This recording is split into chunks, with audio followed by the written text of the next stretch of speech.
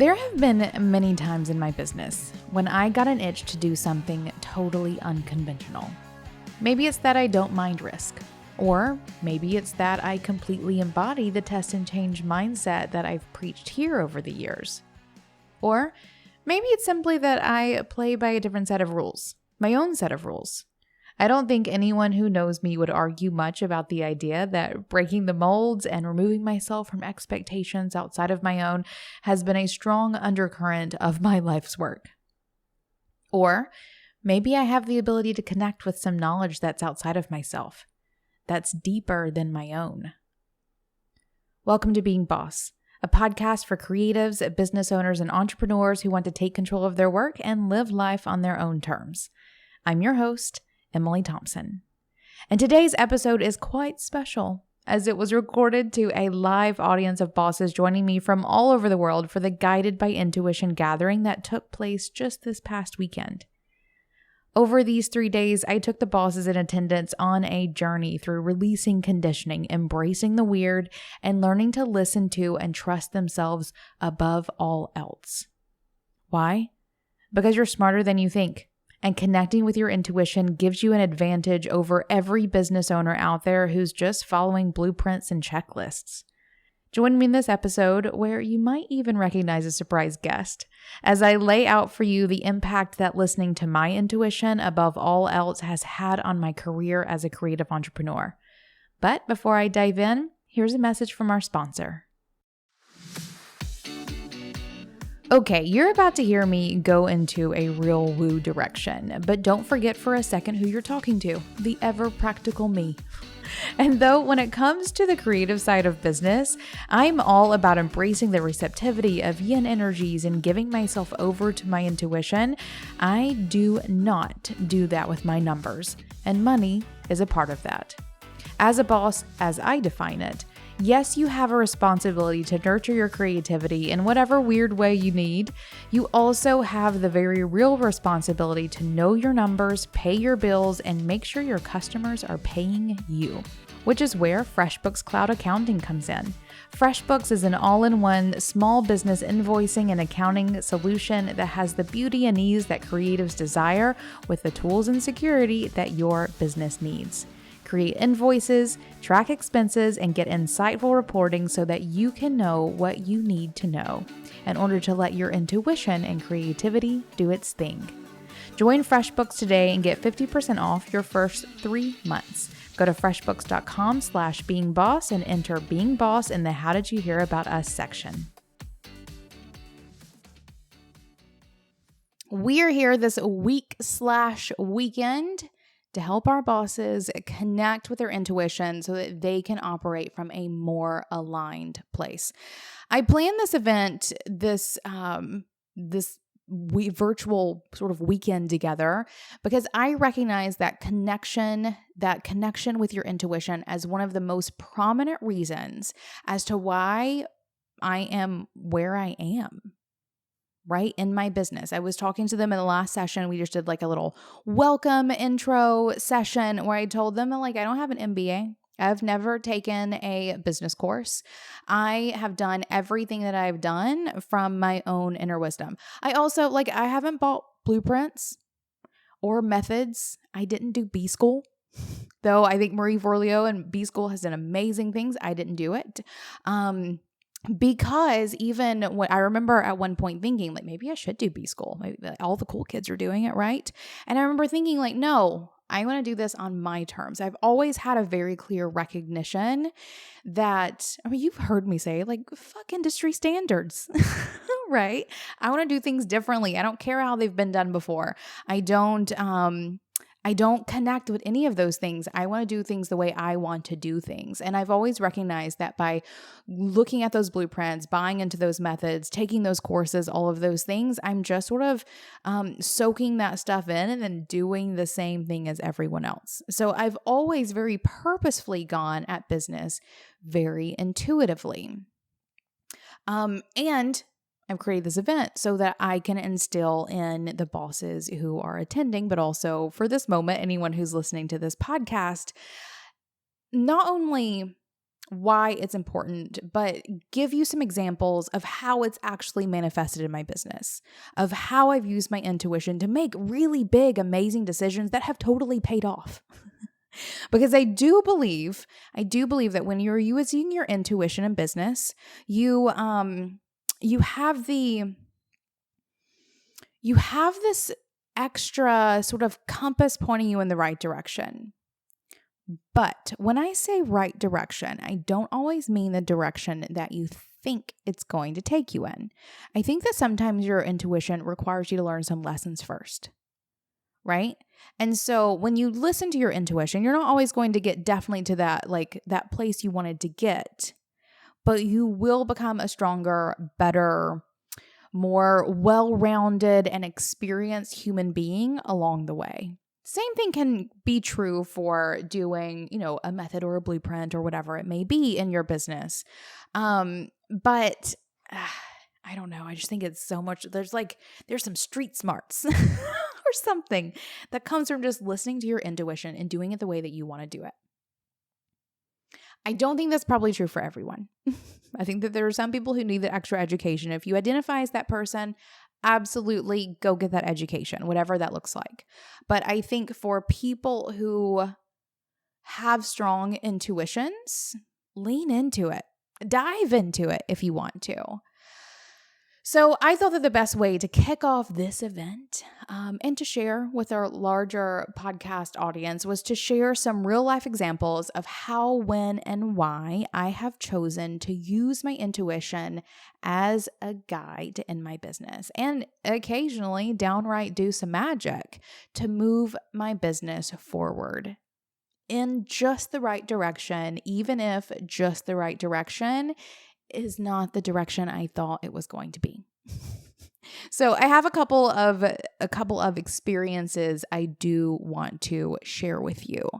I'm going to start with, I could start with so many. And here's the thing, sort of thinking about what this episode would be, I had such a hard time deciding which ones to talk about because there is a multitude of times in my professional life, especially, where I've got that nudge to do the thing. And I was like, okay, fine, let's see what happens. And I can think the very first business that I started, that made no damn sense. Not the one that I started, the one that I bought. I was 18 and I bought a business. It made no sense. Like, why in the world did anyone let me do that?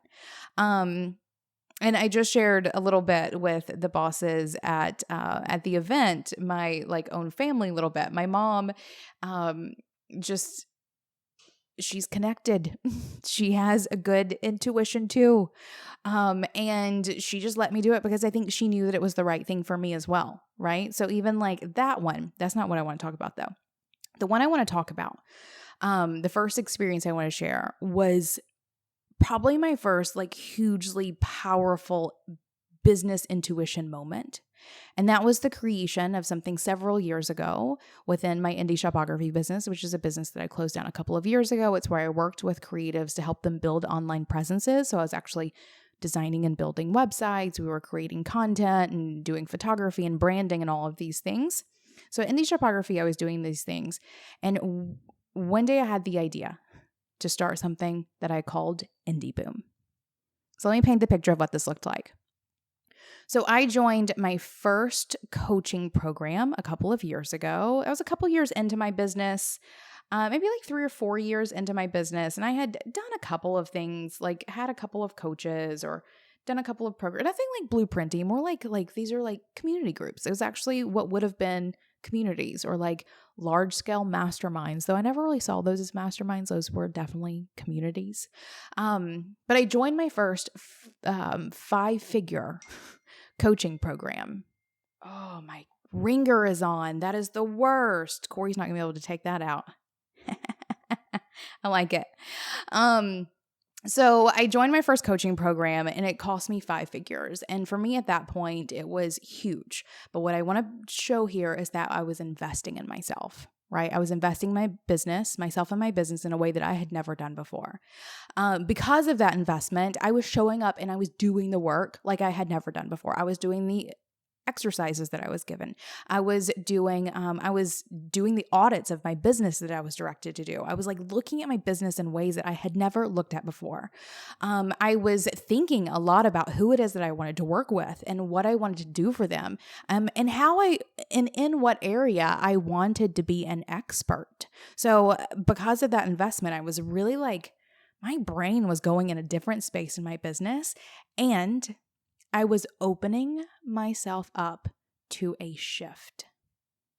I didn't know what it was going to be. Actually, didn't really go into it with any expectations. I mean, I guess if you make a 5-figure investment in a coach, you have some expectations, but it wasn't like, I want to get the next big idea, whatever it may be.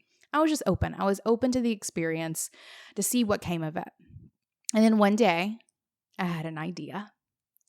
I remember having the thought, like, what if instead of working with my website clients, which I was doing for about 6 to 8 weeks and was always getting kind of iffy results.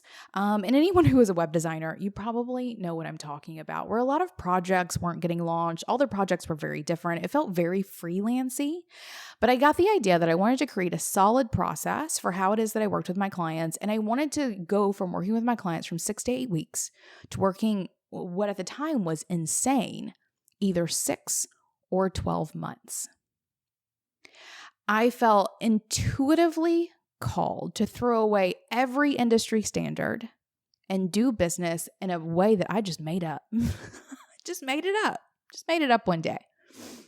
And this was several years ago. This wasn't 10 years ago, 8 years ago, right? In online years, that's like 100 years ago.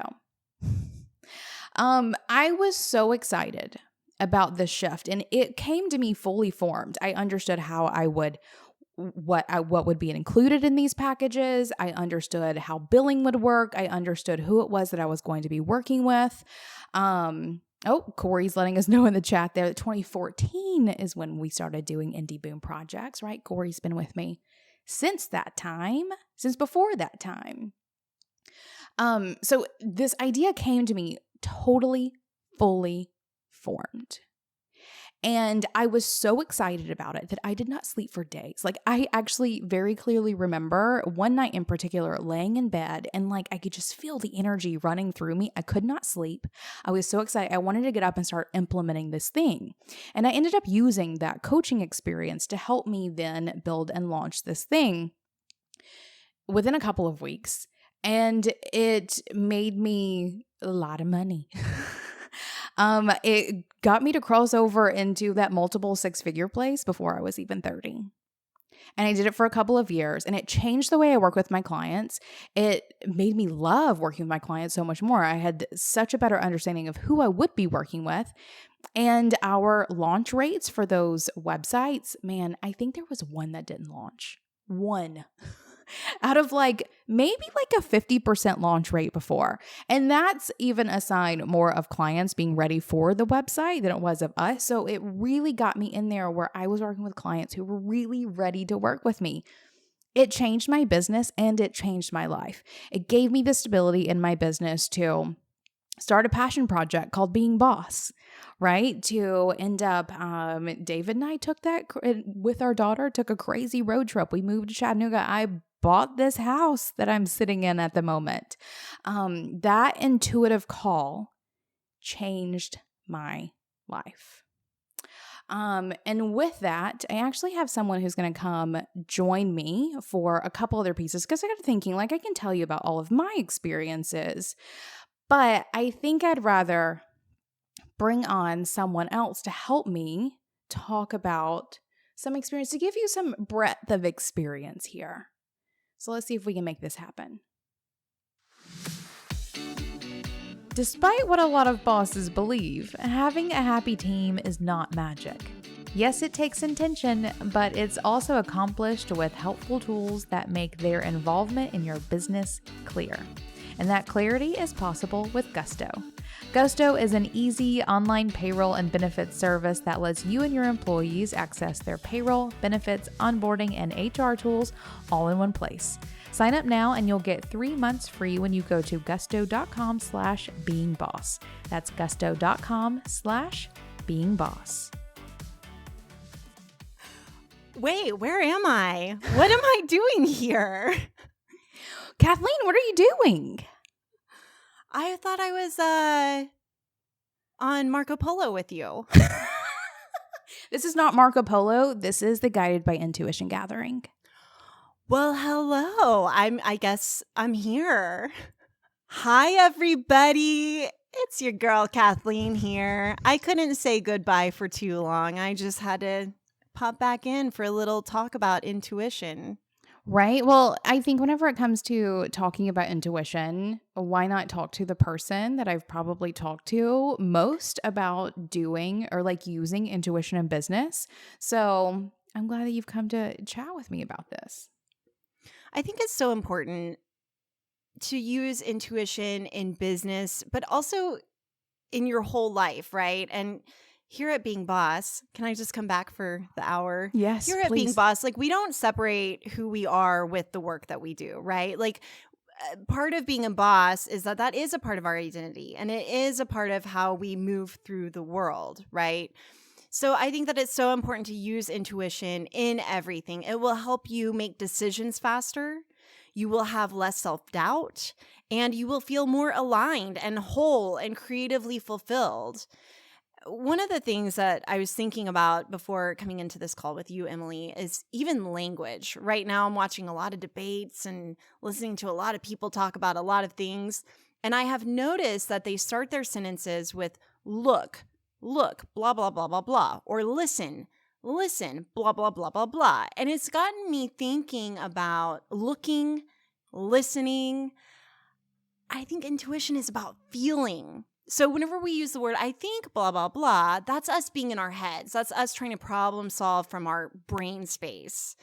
Whenever we say, I feel, like I just feel like this might be the good answer, or I feel like this is going to take us where we want to go. That is us using our intuition. And then I know is us using our intuition combined with our expertise and experience. So it's not that your intuition is always going to be 100% and get you where you need to go without any problems. That is whenever you're combining intuition with expertise and knowledge and even confidence that you're going to feel like you know that something is the right choice. But feeling into your intuition is taking your head out of it a little bit and bringing your body into it and bringing, just that place that you can't quite touch or name into your decision-making process. And that isn't something that's very celebrated, especially in like kind of a patriarchal way of working. It's not something that we're taught to hone unless you're listening to Oprah, who's telling you like, if it feels wrong, it probably is. Don't go to the second location, but like in school and especially in college, they're not saying like, well, what do you feel? They're asking you to use your critical analytical mind, which is important, but it's also important to tune into the feeling side of things as well. For sure. Well, I wanted to spend some of this time actually giving some examples of ways and times that we've used intuition in our businesses. So I just shared that I created Indie Boom, I actually worked with Braid a lot with over those couple of years that I was doing that, how that like intuitive hit of like, here's how I should do this. And for me, it kind of came to me fully formed, like how it is that I needed to continue forward in my business and make the changes that I needed to make. I'd love to hear from you in what ways or in what moments stand out to you for times when you've used intuition in your business to great effect. Well, I can't think of a time that I haven't really used intuition. Oh, I can think of a few times where I didn't listen to my intuition and it bit me in the ass, like that time that we spent $15,000 on Facebook ads. So real example right there. Didn't work for us. Might work for you. Great. But this is actually side tangent, and maybe we'll get into it, maybe we won't. But it's funny how I think that us as business partners, Emily, our intuition started to speak to each other. Like you can start to see how, you know how psychics claim that they can be psychic from afar? Now I can see how that's true because I could tune into you from afar and like literally feel you. But we'll go into that next. One of the things I literally just got out of a client meeting. So since leaving being boss, I have been going full storm into Braid Creative and designing brand platforms for creative entrepreneurs and organizations. And I was thinking about it even in that meeting. I was a little bit nervous going into it. The client is real badass and just a total boss, but I didn't know if I was going to be able to give her what she wanted with this brand platform.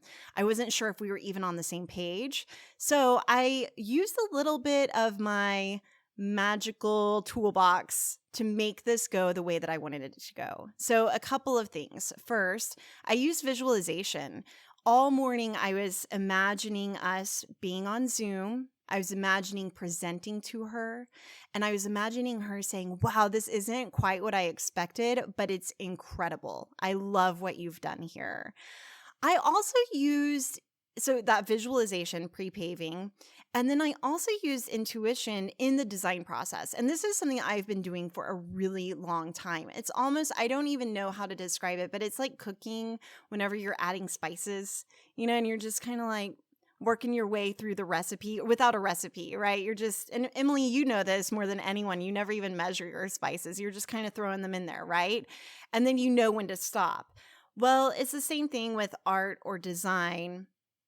But whenever I was a younger designer, I always felt like I needed to have creative rationale. I needed to have a reason for why I did everything. I didn't really even believe that me liking it or thinking that it felt good or that it looked cool was enough of a reason for it to be good design. I thought that it had to be rooted in structure or some sort of creative rationale, like a reason, like an intellectual reason why I chose yellow or whatever. Right. And as I was designing this brand platform for the client, I was even making choices that were antithetical to some of the creative direction that she had said that she wanted, because I intuited that what she really wanted was something like this based off of the pins that she pinned. So there was information gathering, right? There's information gathering. And the way that the braid method works is that we are very collaborative and we're getting a lot of information along the way, but there's probably that 10% gap. That's a little bit of magic and a little bit of intuition where I need to rely on my intuition to like move my fingers on my mouse a certain way to make the design what it is. And so that's something I've been doing a lot lately. And most importantly, not apologizing for it. So even in my meeting with this client that I just had, I said, I know that you didn't ask for this, but I used my intuition and it really guided me more toward these colors versus these colors. And she was like, oh my gosh, I love it. I used to live in this country and these are the colors of that flag. And it's perfect. And I was like, oh my gosh, it's little magic moments like that. So I not only intuited the design process itself, I also was transparent and open about that intuition and using it to guide the way. And I found that most of my clients like it whenever I say, I was kind of just using my intuition to feel that this was the right answer. They usually like it. And then it's even more credible than me saying yellow is a powerful color because something intellectual.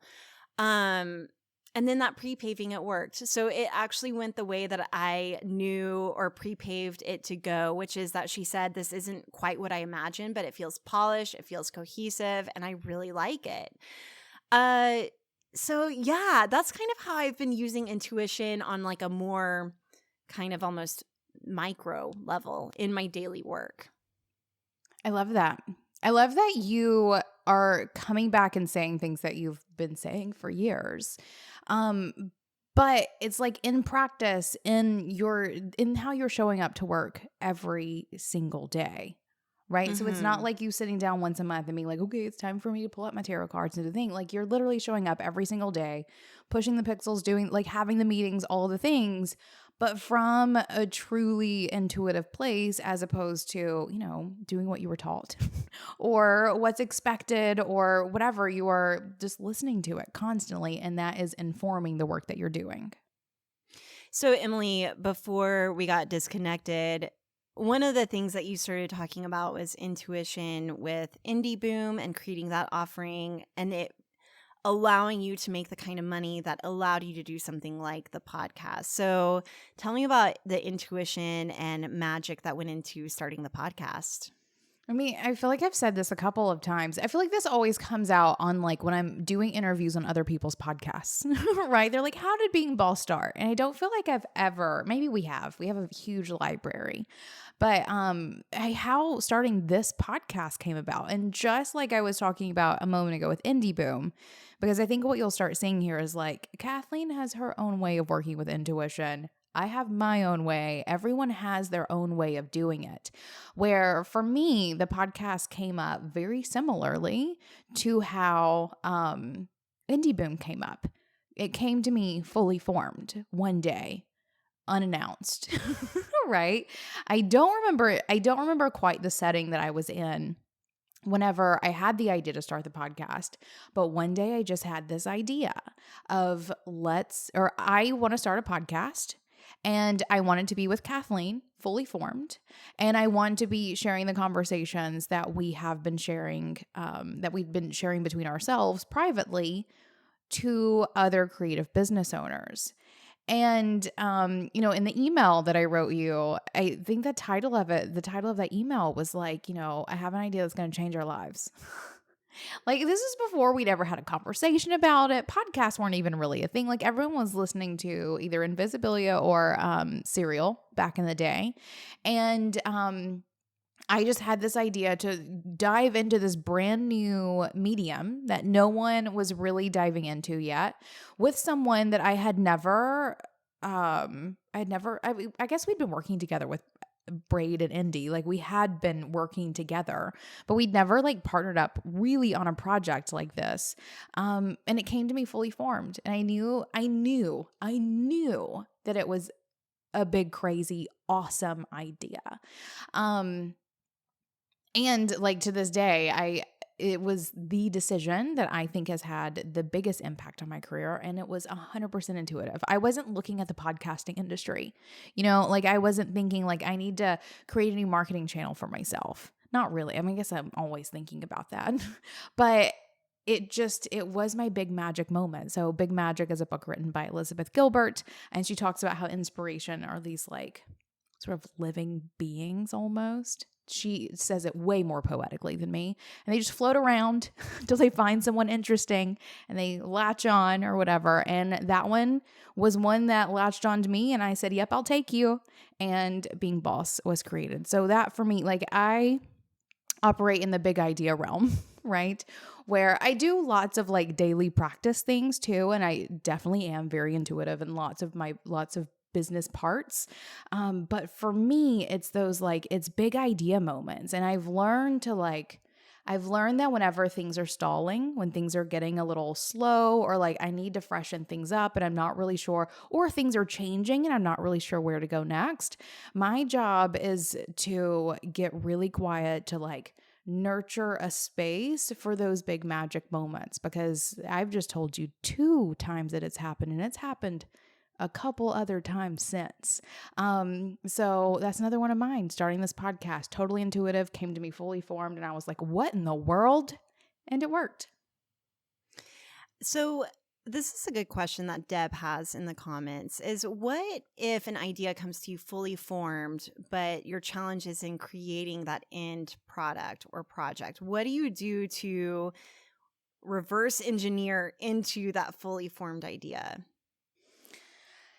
That's just how my brain works, which is not helpful, I don't think, for anyone. My brain always gets the big picture and the steps along the way. There is no like method to it. It's just how it works for me. Even like the podcast, I remember telling you, like, you literally have to handle no tech. I'll figure it out. Right. Like, I don't know how it is I'm going to do it, but I'm going to start taking the steps and I will figure it out along the way. So I guess there is just like this extra element of trust there, that if I just start with where I can, with where I know to start, and the fact that we have Google at our fingertips, right? Like you can learn Exactly. whatever you need along the way, but you just get started. For me, that comes very naturally to me. But if it doesn't come naturally for you, I think it's starting with like the first step you think you should take, and then do some Googling and see what you can learn along the way. I want to hear another one from you. How, in what other way or at what other time has intuition played a big part in your career? I'm trying to decide where I want to go with this, you know? So for me, it is these more little magic moments. If you have your big magic moments, I always have my little magic moments. So you asking me to do the podcast didn't feel as big in my mind as it did. Had I known, had I known, but it didn't feel as big in my world as probably it did in your world. It felt like an easy yes at the time, for sure. So for me, one of the things that I really like to do in these little magic moments, or to really hone my intuition more than anything, is visualization. This is so important, and I think it's probably speaking to my more visual mind. I like to be able to see things, and I see things whenever I think about how my intuition. This is actually something, Emily, whenever you get that ping of intuition and an idea comes to you fully formed, like whenever Being Boss, the podcast, came to you fully formed, what did it look? Was it a look? Was it a feeling? Could you see it like on your iPhone? How did you know it was there? That's a good question. I think there's a bigness to it. And a bigness not in like, this is going to be the biggest podcast ever, but like a bigness in that not only is this an idea, but I'm seeing several facets of it at once, right? Like I understand, like even though I've never produced a podcast before, I know the tools that I need to use to make it happen. Or even like Indie Boom. For me, I knew exactly, like I knew who that dream customer was. I knew how I was going to, like, I knew the pricing. I knew how the billing was going to work. I knew who I was going to collaborate with. Like it wasn't just I had this idea, but I had this idea that had 50 other ideas attached to it. That like your idea comes with a spreadsheet and a brand platform. For sure. You just have to get it on paper. So there is this bigness. There's this like fully fleshed outness to those ideas that really differentiates them from just like a regular old idea that I might have. And because of that, there is this like physical excitement. Like before you jumped in, I mentioned how whenever I was doing Indie Booms, whenever that idea came to me, I didn't sleep for days. Right? Like it was in my body, this like excitement and feeling and energy that comes from it. And like my regular ideas don't have that. There is this like bigness and this feeling that comes whenever those intuitive hits hit. So mine are visual, and it's usually more like clues. It's these visual clues of what is to come. And then I have to work my way into those clues. And I can sometimes reverse engineer it a little bit. So I mentioned earlier using visualization by pre-paving how I wanted my client meeting to go. I was imagining exactly what my client would say. I was imagining her energy and what she was going to look like. So I also do this before any speaking gig. So let's say you are a boss and you're wanting to start be on more podcasts. Like you want to start being interviewed on podcasts. I want you to close your eyes and visualize, what does your microphone look like? Where are you podcasting from? What does the person who is interviewing you, what do they look like?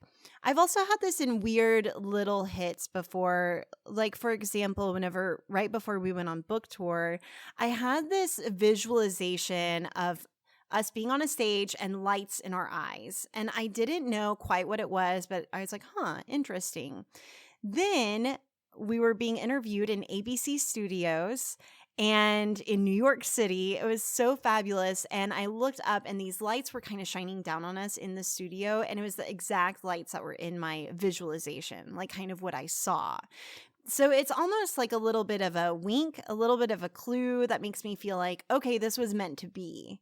It's almost like that. And so this is actually really helpful whenever it comes to making quick and big decisions, because as a boss, as someone who's living a big life, sometimes you're going to have to make big, scary decisions that either cost a lot of money or take up a lot of time or somehow use up your resources in a way that it's like a risk, right? So even this house that I'm in right now, I remember visualizing wood ceilings. That was in my visual, and then just a ton of plants in this like mid-century modern house. But isn't that everyone's dream? Well, this house came up. I found it. I just downloaded this app that it happened to appear on. And my husband is right in between jobs. It was not a good time to be buying a house, but we walked in through the front door and I looked at the ceilings, which those of you who are here with us live, you can see that they are wood ceilings with these wooden beams in them. And I was like, this is it. It's a good thing that I had packed my checkbook with me because I put down an earnest check right then and there. And it was really cool because like I just knew that it was the place because I had already seen it in my mind. And I can make that big decision. And the person I was making the big decision with trusted me because I had said, this is what I'm seeing. This is what I'm seeing for our house. This is what it's got to have. Even still, I can still visualize me and you, Emily, doing Amazing Race. I'm not saying that it's going to happen. We might just end up in Bangkok together, running from a taxi station to an airport. I don't know. Like how this is actually going to manifest, but I see us being on Amazing Race together. I just see it. So I would say, really think about visualizing what you want. So I actually have a tip for this for the bosses listening. One of the ways that I like to hone my visualization skills is to find a plant or even a flower and sit there and stare at it for like a solid 5 minutes. Just stare at this plant, take everything in, and then close your eyes and start recreating it in your mind. And at some point you'll think, did that have 5 leaves or 4? Was the inside of it yellow or more of like a white? You'll start the visualization will start to become a little bit fuzzy as you build it back up.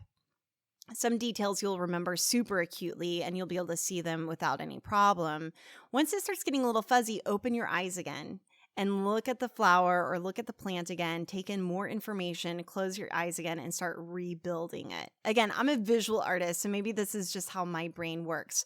For some of you, visualization might look like writing down a detailed story of something and using your imagination, but I really do like honing it just by looking at a plant or a flower and rebuilding it in your mind. It starts to help you be able to see things in your mind so that you can start to create and visualize whatever future it is that you want, whether it's the kind of business that you're running or that office space that you're in or the house that you're living in, or even what your brand starts to look like. Start honing that visualization skill. So on that topic, Macon here has a question for you. Are you crafting your visualizations based on what you want, or are you seeing them and feeling informed from that? Like what comes first, the desire or the visualization? It's both, and it happens in different ways. So for me, the visualization of the lights from the stage, that wasn't necessarily something that I wanted, but then I did want it. As soon as I saw it, I was like, yes, that please.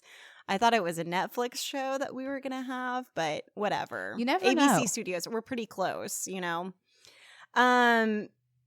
I don't want us to be stranded in Bangkok. I don't want it, what's that movie with Claire Danes where she gets arrested abroad with her best friend? Oh, yeah. I don't remember, but Do I you know know what what you're I'm talking about, though? Yes. Okay, so I don't want our life to be that No. movie, even though that's kind of in the visualization. I hope that it's under the protection of You should something like a adjust. reality show that is Amazing Race. So, it could even be warnings like, be careful, be careful. So yeah, and then if it is something I want that I haven't visualized, I do start practicing. What does this look like? What does this feel like? This actually takes us back to the ideal day exercise, which is really using all of your senses. So what does it smell like? What does it look like? What are you seeing with your eyeballs? What does it feel like? And then you can start to build that life. So let's say in my dream world, it always smells like patchouli and mint and eucalyptus.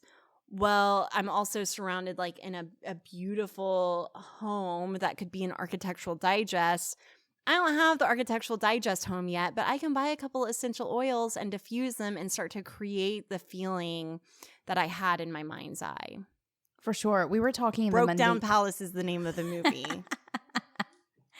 We were talking in the Monday meetup this week about synchronicity and how like that really is sort of like one of the most basic parts of like practical magic. And those visualizations really are this act of you, creating what it is that you want, see, feel, hear, all of these things, so that you can initiate the synchronicity that actually brings it into being.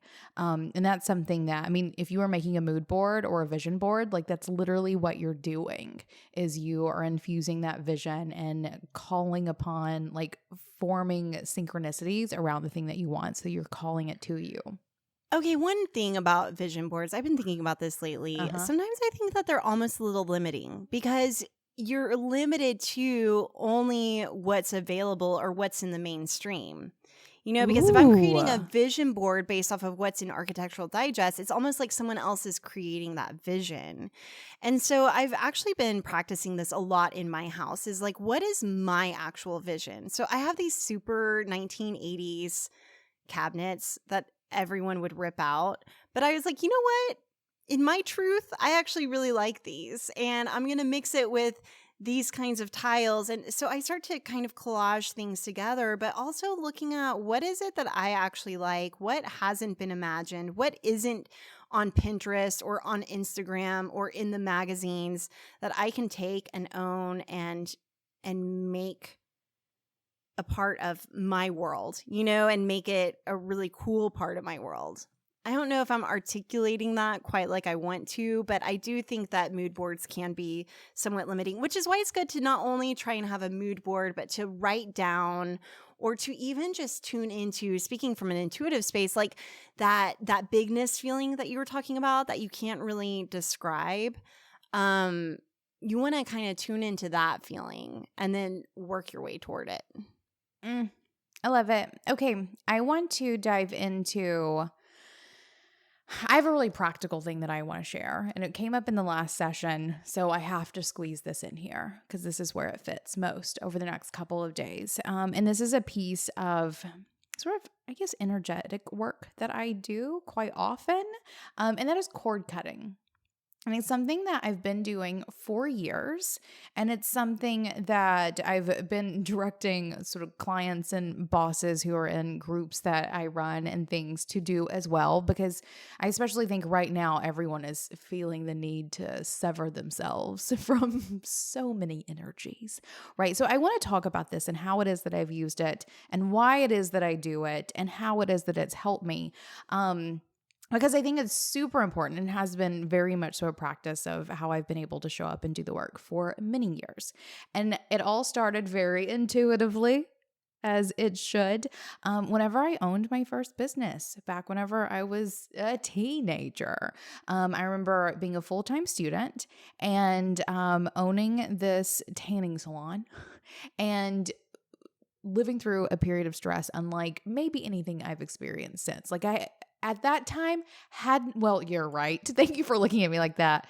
Maybe second most stressful, and mostly because I didn't have the tools to deal, right? So maybe the stress really wasn't that big, but I didn't know how to deal with it, right? So the most effective way I learned to deal was by what I now know is cord cutting. So I would literally lay down at night and I would start like severing myself from all of these things that were claiming my attention so that I could go to sleep because I was having a hard time sleeping. I now know that I was laying there and cord cutting. I was severing myself from all of the things out there that needed my attention or were claiming my attention. And at that point, started a practice that I have brought with me through the many years and the many businesses and so many stressful times. And I've used it a couple of times to like huge effect. I do it often. And to show you how it is, or to tell you how it is that I do it, I will literally just lay in bed and take myself into a meditative state. And even when I'm not meditating often, I can do that relatively quickly. So you may need to like practice and really get there, but you get into a really quiet space. And then I literally imagine myself with a cutting apparatus, and it's always different. Sometimes it's like a massive broadsword, right? Sometimes it's like a clowningly large pair of scissors, right? Sometimes it's like a nice little knife, whatever it may be. And like nothing really dictates what it is, just sometimes it shows up different. So I imagine a cutting tool, and I literally just visualize taking it around my entire body. So I'll start in the front of me and just like cut any sort of imaginary or not cords that are attaching themselves to me. And so that whenever I'm done, I've gone all the way around my body, I've done my feet, I've done the top of my head, and I have severed myself from anything that has attached itself to me or that I have attached myself to. And every time I do that, whenever I am done, I feel so much relief and so much more centered and so much more myself. And in the last session too, we were talking about being empaths. I definitely find this very helpful for myself. Whenever we're doing boss vacations, for example, every night I'm cord cutting. Every single night. Anytime I've ever had a really difficult client, cord cutting. There's even been times where I've done that, and it has not only equated to a sort of energetic release around whatever is happening, but I've literally done it and had those clients either leave or quit or something come up where I have to fire. Like sometimes it actually creates momentum in my outward life, those energetic cuts. And it's happened weirdly, amazingly, very effectively a couple of times.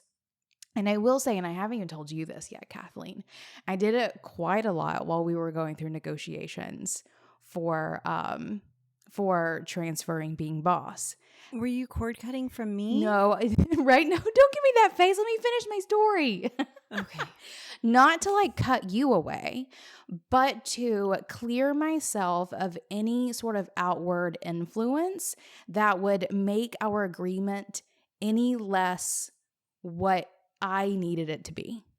Does that make sense? So like I did it with the purpose of like, I just want whatever outcome, whatever sort of input I'm doing into these negotiations, into this agreement to just be what I need. Not what anyone would expect from me, not what like, I've read something, some sort of scenario, or even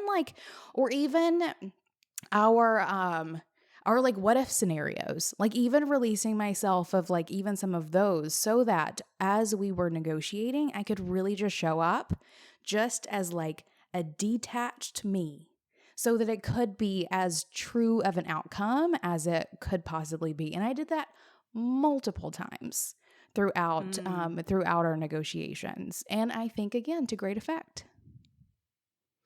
So I've got one that's kind of like cord cutting that I wasn't even planning on sharing, but one of the things that I like to do while we're talking about intuition, and I guess I'm bringing this up because whenever I'm doing cord cutting, I always imagine the cords connecting through my abdomen and like these like rays of light coming from my abdomen, and that's what I'm cutting. And then I watch like the strings like fly away, like it's real tension rope, and then I'm cutting it, and the rope is like kind of flying away, right?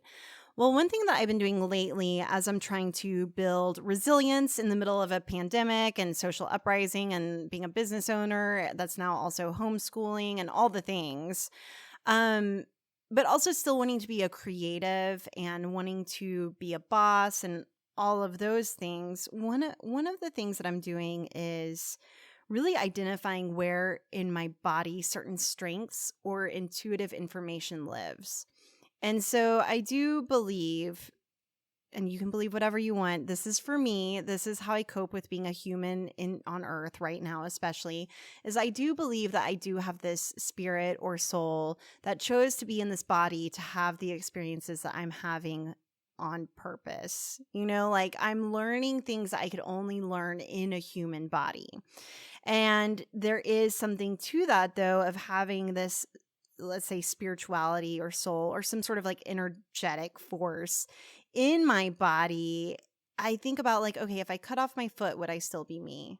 If I cut off my leg, would I still be me? If I cut off both my legs, would I still be me? I kind of think about like almost cutting off parts of my body. This is such this a sounds Kathleen really morbid. practice. Like this is so on brand. I love it.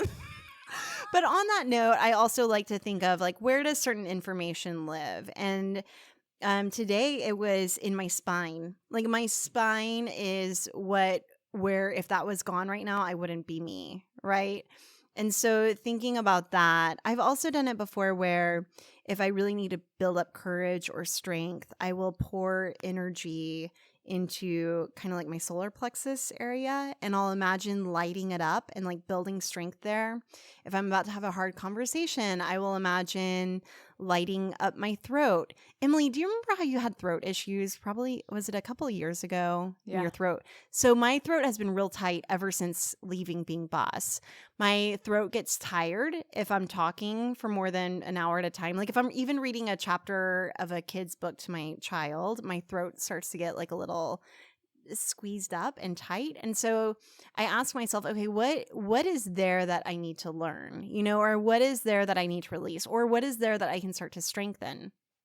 So think about where different stores of knowledge or strengths or weaknesses that you can either boost or identify and leverage live in your body, and start to tune into those a little bit.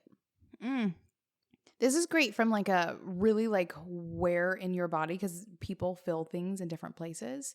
But also the study of chakras has been huge for me in this too. And even crystals, like I'm holding one at the moment, as I usually am doing whenever I'm looking at the computer screen, especially just talking at the computer screen. And this is one that I've been keeping on me quite a lot lately, and it's for those like first, second, and third chakras. And so I am always very mindful of like what chakras I need to be working with. The throat things, like I started wearing all kinds of like kyanite. Oh, I get really crystalline chakras whenever I feel myself needing to sort of nurture or assist parts of my body, and then the things that I need. So if it's like throat issues at that time, if you'll remember, it was because we were like starting to podcast less. We were like, my throat chakra is so overworked. Like I've spoken so much that I need to like allow my throat chakra to like calm down a little bit. So I do that a lot with chakras and stones, working with some of those things. I do want to come back to cord cutting really quick, because Gabby over there in the comments made a really great comment about she says, from what I've learned, it's not always a bad thing to cord cut. You can do it with someone or something you want a healthier connection with too. So for sure, I do want to, like, I literally cut everything. Literally everything, every single time. And I actually mentioned this to David recently. He was like, even me? Yeah, see, Emily, that hurts people's feelings. What's funny is that I have not cord cutted being boss, and here I am. Oh, we always so said maybe at I least need to once do a that quarter. so I could stop being on the podcast for a minute. Maybe. I'm just kidding. I love being on the podcast. I'm not about to cord cut being boss. Right? In No, that way. but let me tell you why I cut everything. Because the things that are supposed to come back do. It's not like I'm saying I'm cutting everything and I'm done. I'm saying I'm cutting everything. I'm going to go to everything forward fresh. Like I'm not bringing any of the baggage of our previous connections, right? You're like, I just want to go to sleep. I'm just or I gonna just cut want to go to everything. sleep. Right? So for me, it really is a full cutting so that I can go clean and clear into whatever I'm doing next. And that doesn't mean that like I'm leaving you, David. It doesn't mean that at all. It means that you are like welcome back, but it's like a fresh little connection, and we can continue forward. It allows me to be so much more mindful and purposeful about the connections I remake if I really just like slice it all off whenever I do. Mm-hmm. Works out for me. Okay, perfect. It's time to start wrapping up. Any sort of last words or like last examples or anything? The main thing that I want to say is that it's not always easy to pinpoint your intuition and then to follow that guidance, So I think that we both felt some intuitive stirrings with being boss whenever a transition needed to happen there. And it took us It was a years big magic to work moment. through it. It was one of my big magic. It was another one. It was another one of my big magic moments. Whenever I had the idea for us to change ownership, it came to me fully formed. I knew exactly how it would work out. Yeah. And so, but we were probably both having intuitive stirrings. Like, what is the answer? We don't know, but something was there. And, I think that at some points, maybe my intuition was even butting up against yours, Emily. And because we are kind of connected intuitively now, that there is some friction there. Like, what's right for me and what's right for you. But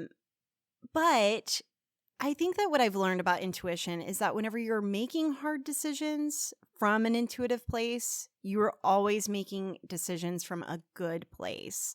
And I think that that's what allowed us to consciously uncouple via being boss so easily, is that we were both trusting our own intuition and we were trusting each other's intuition. We were trusting each other's decisions because we knew that it came from that place. For sure. And I'll say one of my last lesson or whatever, my last thought is that for me to connect with my intuition, to get those big magic moments, to get I didn't even get into the niggly thing. So I have big magic moments and I have things that niggle, right? They're just I can try to put them away or I can try them not work and have to come back and sort of redo things. I have a couple things in business especially that just keep coming up for me to the point where I'm like, okay, fine, I'll do it. But for me to get any of that, I have to give it time and space. And so even whenever it came to the big magic moment for me of a solution for being boss is not that we both quit, but that you go and I stay, I nurtured myself into a big magic moment.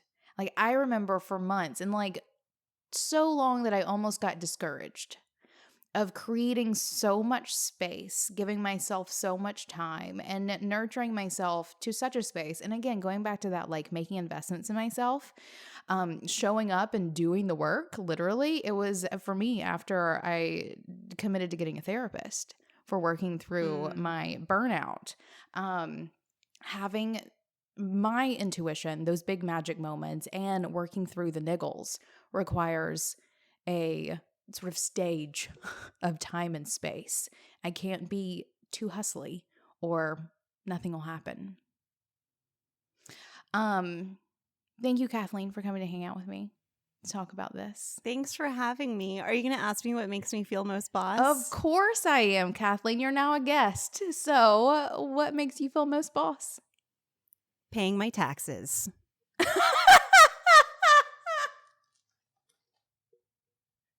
And cut. Boom. Oh, that hit real good. Thank you, Kathleen. Perfect. You're welcome. And if you'd like to add to the end, and where can people find more of you now? Oh, yeah. So I'm at Braid Creative and I'm still on Instagram a little bit personally. So if you all want to connect with me there, I am at @Kathleen. Perfect. Well, thanks for coming to hang out with us. Thanks nice for surprise. having me. It was so good to see you. I always love hanging out with the bosses. This was fun. And sorry I left you hanging there for a sec. You know what? I've got it. I know what to do. You did great. Did you make it through this episode and find yourself wanting more? It's not uncommon for my kind of boss to really want to dive deeper into how to use intuition in business to feel more aligned in their work. And this recording from the Guided by Intuition gathering was just the first session in 3 days that included panels and workshops that built onto this content in a truly beautiful and practical way. And soon, a replay of the entire gathering will be available in the Clubhouse tier of the Being Boss community. So if you find yourself wanting to hear more, learn more about how to nurture a beneficial relationship with yourself and your intuition, or use tools like crystals and tarot in your business, then it's time to join the Clubhouse. Go to beingboss.club/community and join the Clubhouse tier, where you'll get access to this content when it's released and so much more. That's beingboss.club/community. Until next time, do the work, be boss. Yeah.